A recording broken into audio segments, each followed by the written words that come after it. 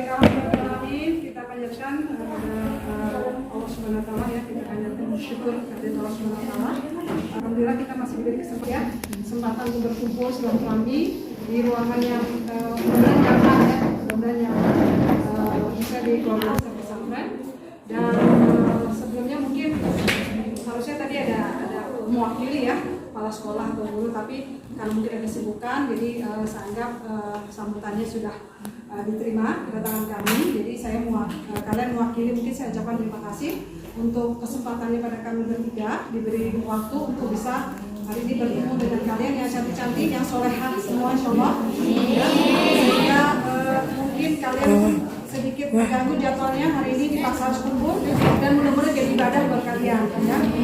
Nah, sebelumnya juga saya ucapkan terima kasih pada rekan-rekan saya, ada Ibu Elisa Safitri Hemkes, kemudian ada Ibu Rina Hanum Hemkes yang hari ini juga bersama saya nanti akan memberikan beberapa informasi yang insyaallah bermanfaat untuk ilmu pengetahuan di luar bidang ilmu keagamaan yang sudah kalian kuasai.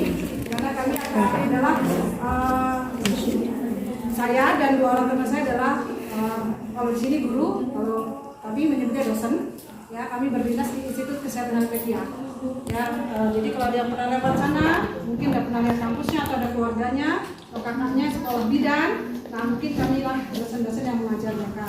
Nah hari ini kalian tanpa jadi bidan sudah bisa kami berkaitan dengan Bapak Eji. Nanti ada Bu Tina dan Bu Mei akan dulu pesantren ini, jadi dia akan memberikan gambaran. Nah, kalau saya sebelum ke arah sana, saya kan mengajarkan kemampuan maksudnya ya, reproduksi ya, bagian dari reproduksi. Di pesantren diajarkan nggak pelajaran tentang reproduksi?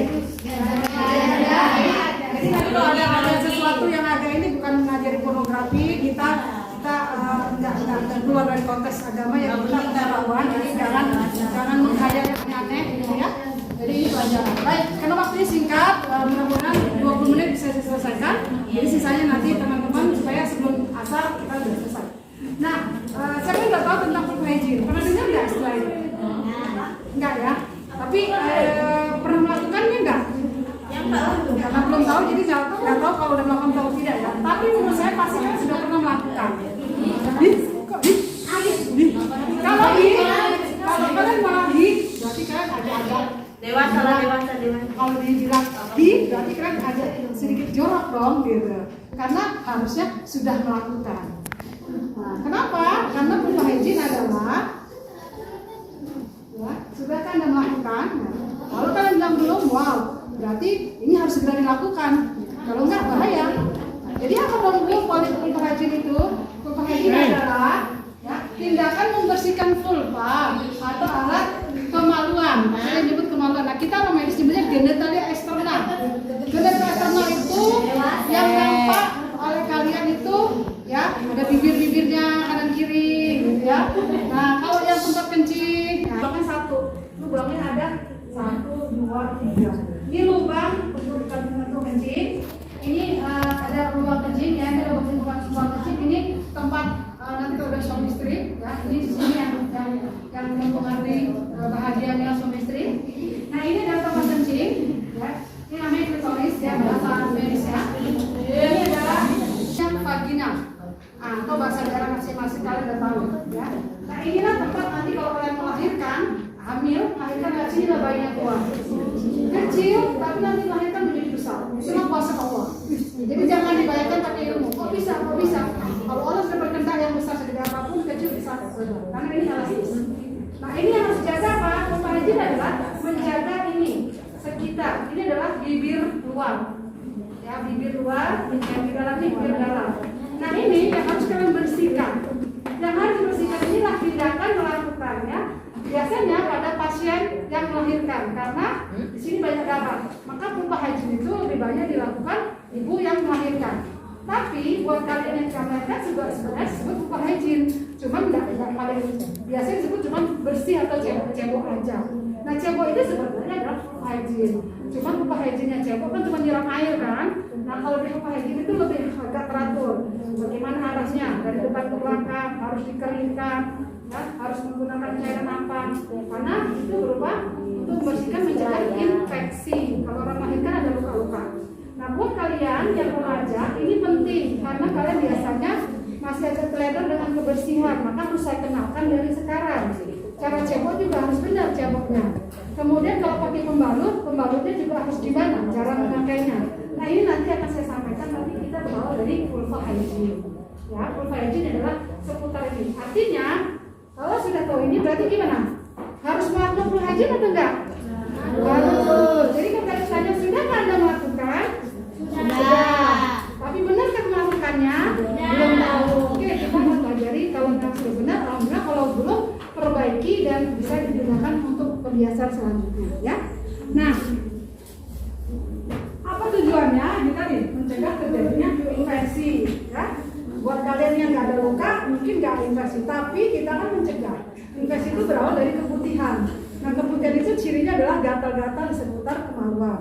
Kalau dipakai celananya kenapa adalah cara lendir putih atau lendir bening. Yang parahnya kalau warna sudah hijau dan berbau. Kalau itu ada berarti sudah ada tanda infeksi. Nah, dari mana datangnya? Bisa dari kuman atau bakteri di sekitar, atau cara pakai celananya yang tidak menstaf keringat, atau yang tidak pernah ganti celana, atau yang tidak pernah cebok, atau yang lebih parahnya dia nggak benar, masih kecil udah main seperti orang dewasa. Nah, itu bahaya, jangan sampai terjadi. Nah, kemudian juga menyembuhkan luka. Ini pada yang melahirkan tadi tujuannya. Lalu untuk menjaga kebersihan vulva, itu untuk kita yang tidak melahirkan, tujuannya adalah di sini menjaga kebersihan dan paling penting menjaga rasa aman. Dengan bersih kalian aman, nyaman ya, tidak garu-garu, tidak khawatir. Alat yang dibutuhkan sabun, ya ini atau kain kering ya, pembalut bersih ini maksudnya untuk mencegah kayak panty liner lah gitu ya. Lalu ada air cebok, antiseptik, rebusan. Ini sebenarnya untuk yang melahirkan. Kalau yang masih gadis, ini tidak dianjurkan menggunakan rebusan daun sirih karena pH-nya harus dijaga. Kalau pH kalian terlalu kering, itu juga mudah kuman tadi datang dan terjadi keputihan. Jadi kalau masih normal itu pH-nya masih alami, ya. Jadi ada pH asam. pH asam itu buat kuman normal. Jadi jangan dipakai air antibiotik, antiseptik atau daun sirih tiap hari. Justru nanti kering. Nah, kering itu justru kuman nanti bebas masuk. Karena kalau asam, kuman itu nggak bisa hidup bertahan lama. Jadi dia mati, kuman mati gitu. Tapi kalau dicampur pakai air bersih, kalau pakai sabun yang tidak mengandung pH tertentu itu boleh. Ya. Dan paling bersih adalah celana dalamnya juga harus bersih. Yang paling penting minimal 2 kali sehari. Lalu kalau pakai kain, ini kainnya digunakan ulang, dicuci ya, dicuci dengan baik, lalu keringkan matahari disetrika, pakai lagi. Kalau nah ini tadi kaitannya dengan saya akan menjelaskan tentang pembalut go green namanya. Nah, ini namanya pembalut go green. Kenapa disebut go green? Karena dia daur ulang. Cuci kering, tidak merusak alam ini. Karena kalau pakai pembalut yang biasa dibeli itu berapa sampah yang dibuang. Artinya dengan alam ini itu beresiko menumpuk sampah. Itu tidak go green. Nah, yang go green adalah ada. Mereka tadi sudah buat. Saya tadi buat go green. Maka nanti ada setelan videonya cara membuatnya. Jadi bahannya dari kain kita buat sendiri. Nah, jadinya seperti ini. Ini dijahit sendiri, dilapisin sendiri. Nah, ini nanti sebenarnya ini belum selesai banget karena ada kancing jetreknya ya, ada kancing di sini. Jadi kalau ini pakai celana, ini begini, ini celana di sini. Jadi kayak balut biasa. Cuman ini harus pakai cuci, jemur. Ini cuci, jemur. Jadi ini yang namanya tadi go green artinya tidak membuang sampah tapi dipakai ulang. Nah, bahannya cari yang meresap, cari yang enak, itu bisa dibuat sendiri. Gitu. Nanti cara buatnya saya akan tunjukkan ya. Nah, kemudian cuci tangan pakai sabun mengalir sebelum dan setelah memiliki daerah.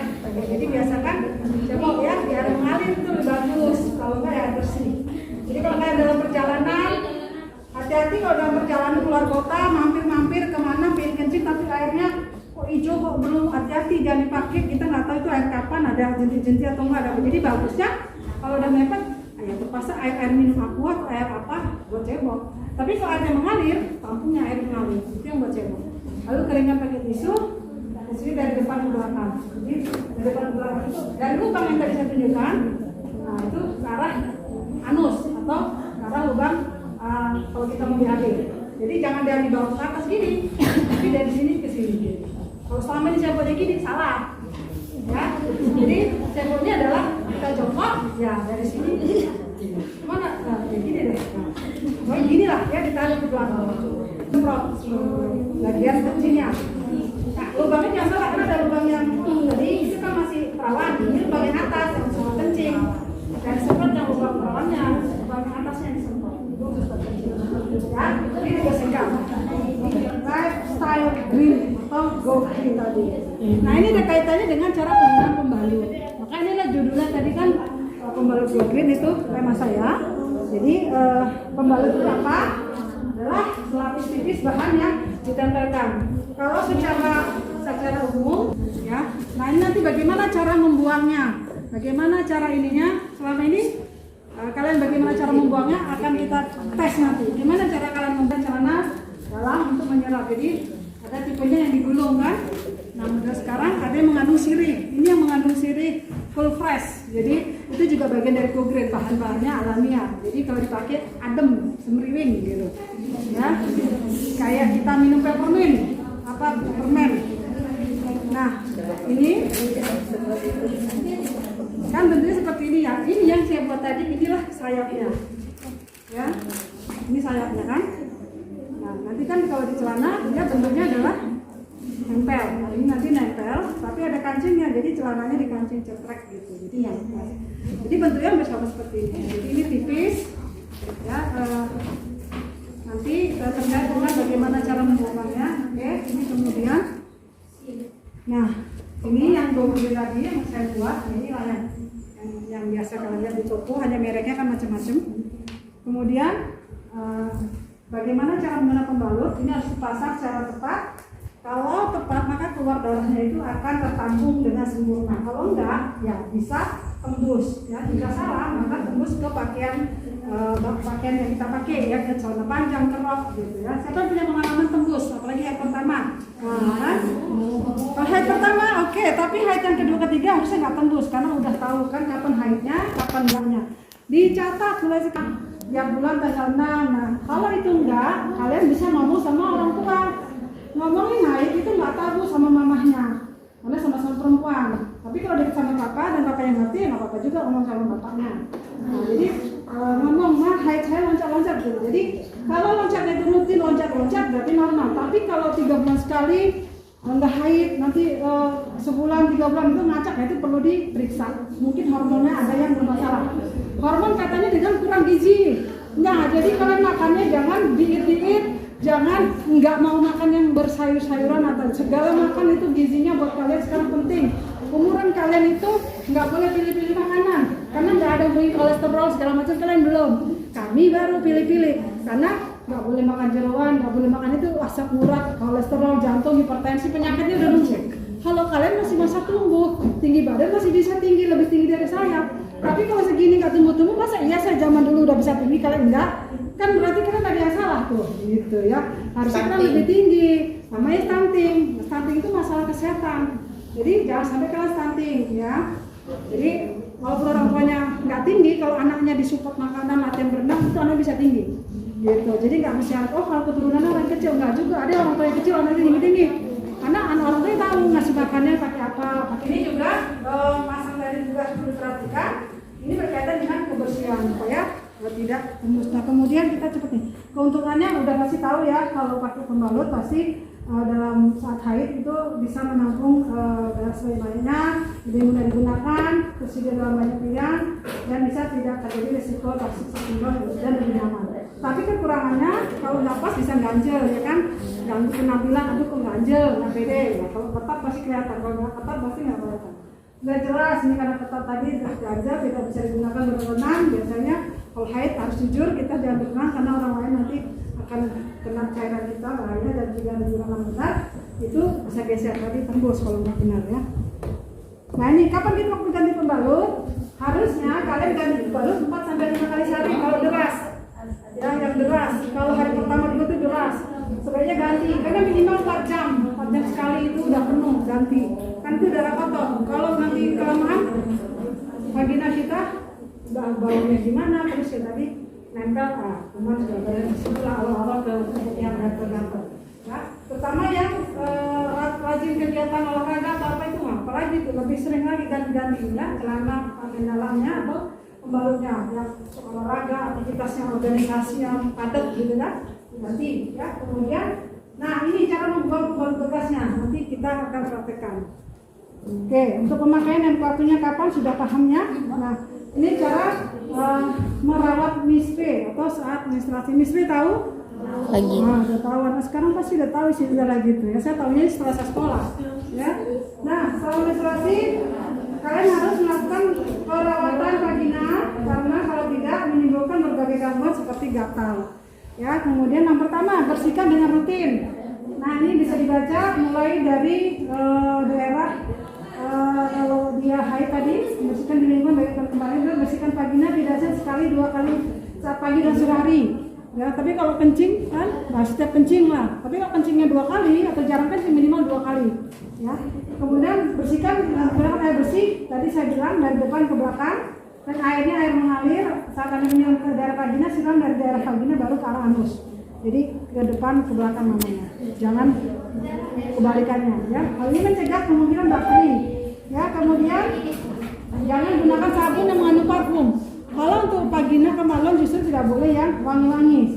Ya, terlalu kuat wanginya itu justru nggak boleh karena pH asam nanti atau pH-nya terganggu. Ya, jadi biasakan yang tisu juga tidak beraroma. Tisunya yang tidak tercium putih tisu tapi tidak ada aroma wanginya. Ya, itu. Kemudian jangan tunda. Jadi kalau udah penuh atau rasanya nyaman ganti aja. Sesering mungkin. Kerugiannya adalah ya sering beli pembalut. Tapi keuntungannya kan aman gitu. Jadi kalau nggak mau ini ya, pasti dari cuci kering yang rajin-rajin, cuci kering ya. Nah kemudian cuci tangan. Sebelum cebok cuci tangan sebaiknya. Sesudah cebok cuci tangan juga. Lalu kalau haid, kadang-kadang perlu diawasin ya darah saya merah nggak nih, pink nggak ini, pucat nggak nih. Nah itu menentukan. Biasanya darahnya yang pucat cenderung anemia, ya, yang kental merah bergumpal atau apa itu diperhatikan. Jadi kalau ada sesuatu bisa diceritain, saya tadi haidnya nggak biasa, ini bagian apa, atau ada masalah kesehatan ya. Kemudian, nah ini cara membuangnya. Gimana cara membuang kalian selama ini? Coba cuci.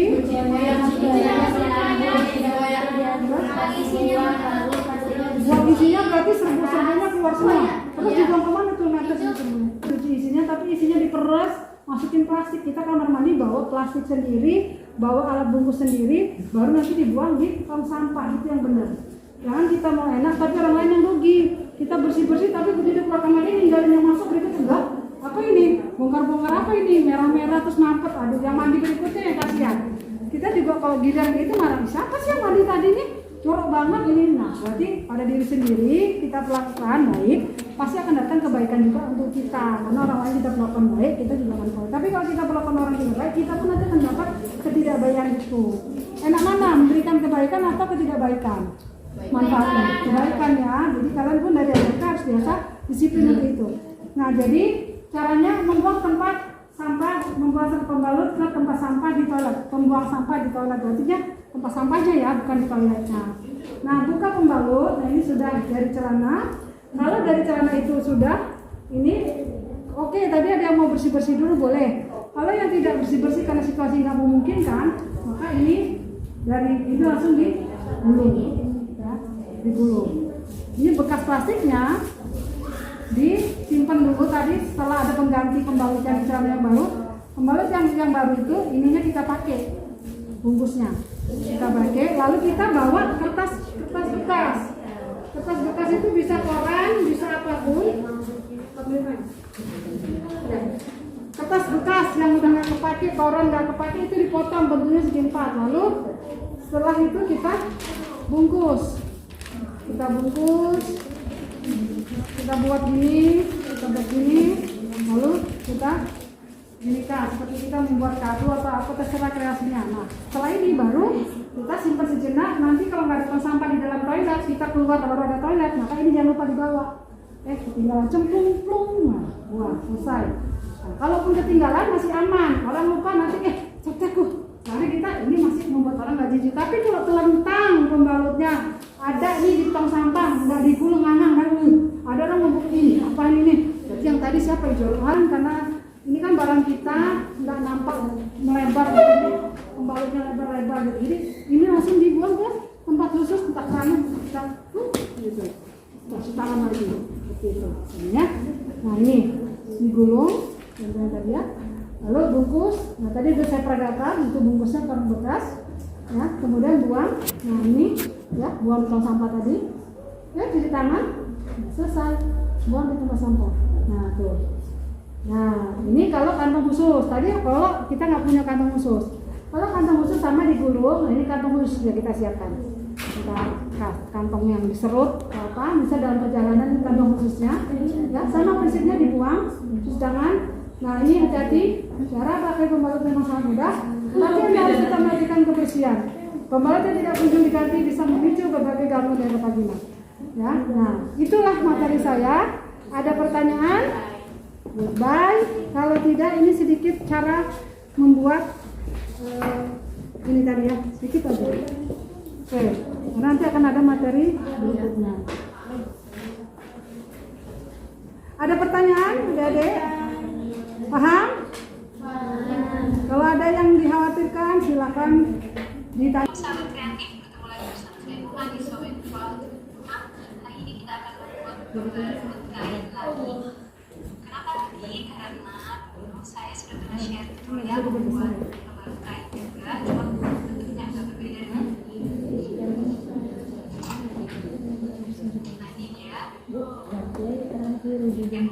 Oh ya. Soalnya hari asar mereka bubar. Udah ya.